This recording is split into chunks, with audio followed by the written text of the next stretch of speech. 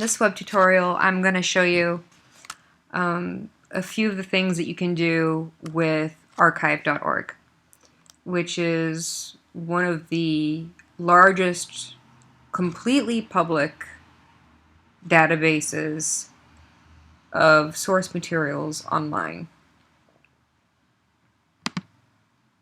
Now, you can start with the search fields, and there is also advanced search. We'll just do a simple search for World War II, and archive.org is particularly useful to modern historians in that it contains ephemera, things that are not just government records, but all kinds of movies, audio recordings, images.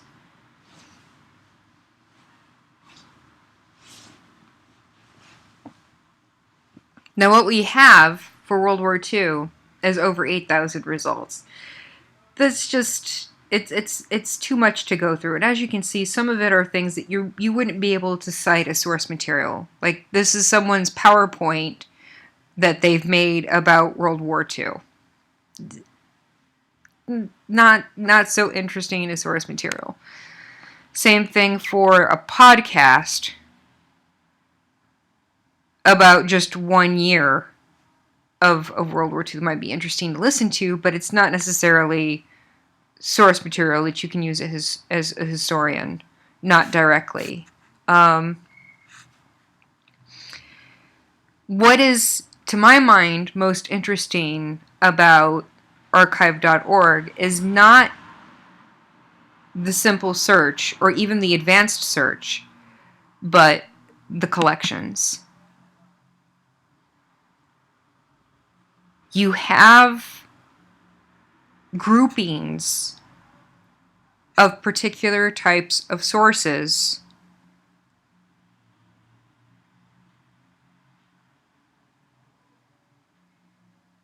at archive.org. So it's like an archive of archives.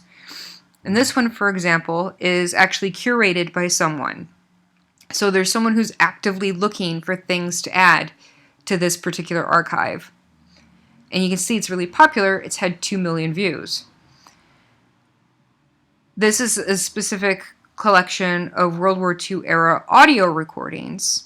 This one is a collection of comic strips dating from World War II.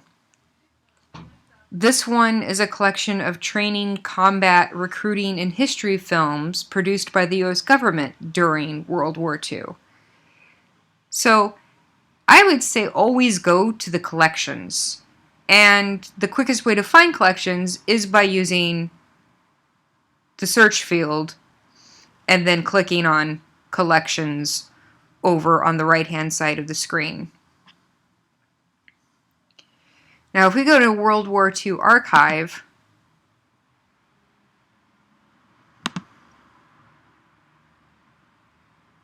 you can then search this collection. Let's say I am interested in films produced by Disney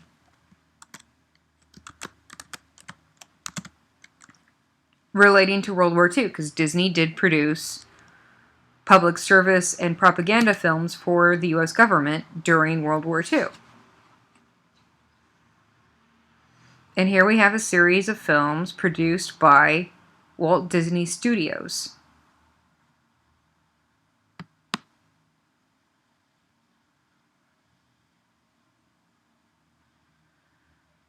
And it's a pretty nifty little collection. So this is it's a fast way to find specific groups of source materials. It's just very interesting.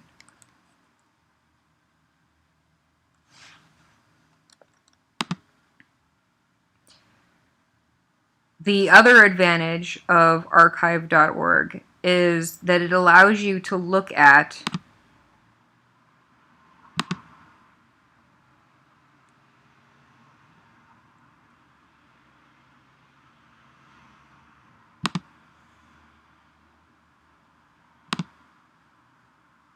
specific library collections.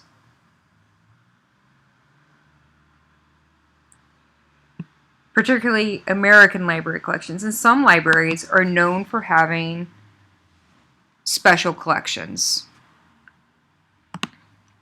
Or the library is basically a special collection. For example, the John Carter Brown Library is known for its collections relating to the colonial Americas. And not just British, but more specifically Spanish and Portuguese. And you can see that it's been handily divided up into specific sections for you. Now, these are obviously early modern sources. They're going to be primarily books and broadsides, just printed material.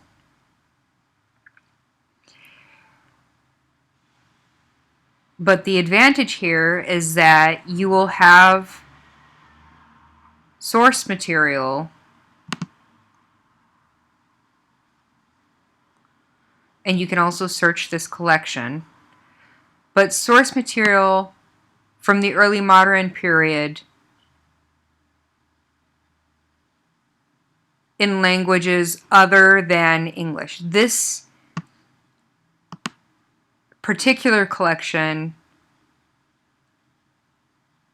helps you to get around the problem with early English books online, which is that they only include books in English.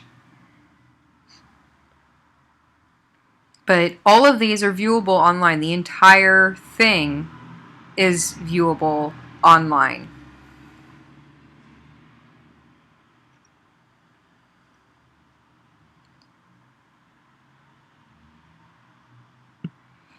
Here's a book about Jesuits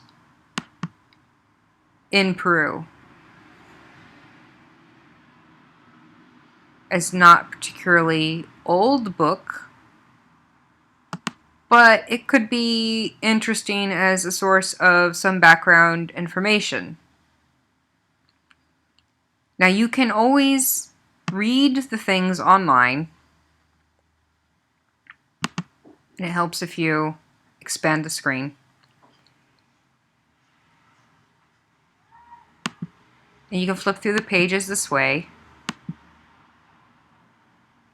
You can enlarge it if you need to. You can make it smaller. You can search inside for particular words. Like say I want information on a Jesuit named Ignacio.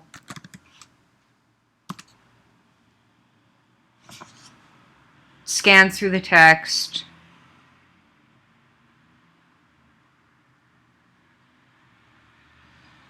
Highlights the results on the page, brings up the snippets below, and you can click on this and it'll take you directly to that page. That's a feature available on every text that's put up on early English books online. You can hide that little bar so that you're not distracted by it.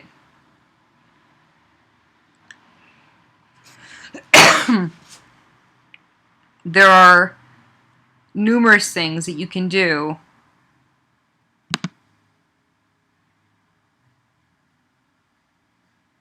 and one of the things is you can obtain the PDF.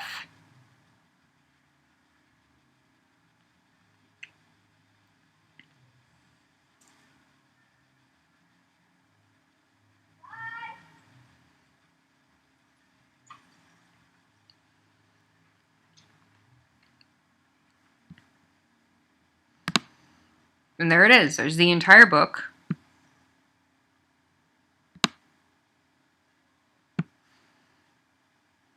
Which you can download it. It's going to be a massive file, but you can download it to your desktop if you want it.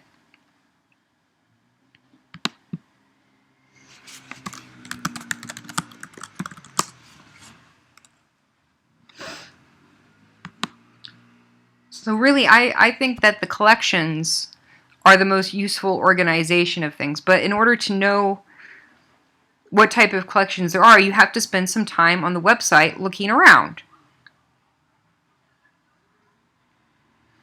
That's the best way to use archive.org, is by becoming familiar with what's on the website.